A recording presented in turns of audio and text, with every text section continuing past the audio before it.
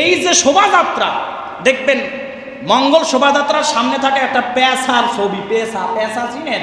পেশা, বিভিন্ন মূর্তি, বিভিন্ন গরু ছাগল, বিভিন্ন পশুর আকৃতির এরকম এই ছবি থাকে কি থাকে না?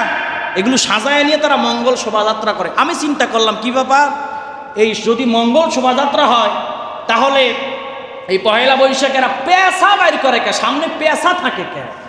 গবেষণা করতে করতে দেখলাম যে এই পেশা হলো হিন্দুদের মা লক্ষ্মীর বাহন।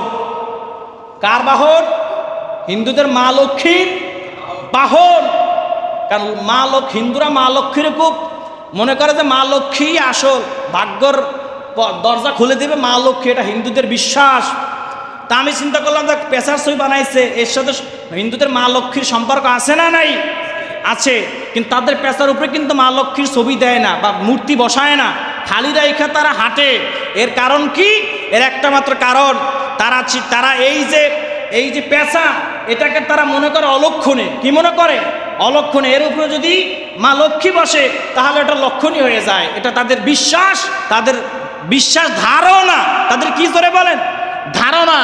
তাহলে তারা ওই যে শোভাযাত্রা বের করে, মঙ্গল শোভাযাত্রা যে বের করে, অনেক মুসলমানরা এই সমস্ত পশ্চিমাদের হিন্দুয়ানি সংস্কৃতি না বুঝে পা দিয়ে মিছিলে নেমে ইমান হারা হয়ে যাচ্ছে।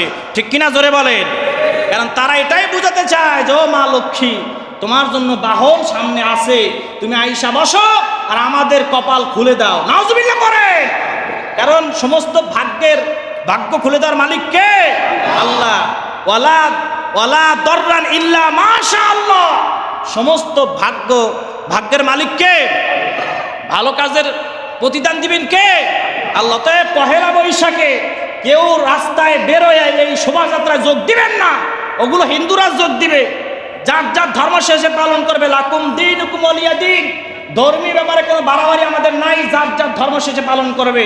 যদি বলেন ধর্ম যার যার উৎসব সবর, না, এটা হতে পারে না। ধর্ম যার যার উৎসব সবর হতে পারে না। যার ধর্ম সে পালন করবে, যার উৎসব সে পালন করবে। যদি এই ফতুয়া আসে যার যার ধর্ম শেষে পালন করবে, কোরবানির সময় হিন্দুদেরকেও গোশত খাওয়া লাগবে, গরু গোশত খাওয়া লাগবে। ঠিক কিনা জোরে বলেন?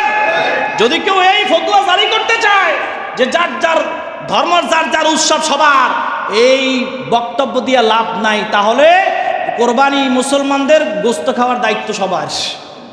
ঠিক কিনা জোরে বলেন? হিন্দুরা আয় না আপনাকে কোরবানিতে গরুর গোশত খাওয়ার লাগে। আপনারা যে দুর্গা পূজায় যান, ওদের মঙ্গল শোভাযাত্রায় যান, নবীজি বলেন মান তাশাব্বাহা বিকওমিন ফাহুয়া মিনহুম। যার সাথে যার মহব্বত, তার সাথে তার কিয়ামত, যার সাথে যার সামঞ্জস্য থাকবে, তাহলে কিয়ামতের ময়দানে তার সঙ্গে হাসন নাসর হবে।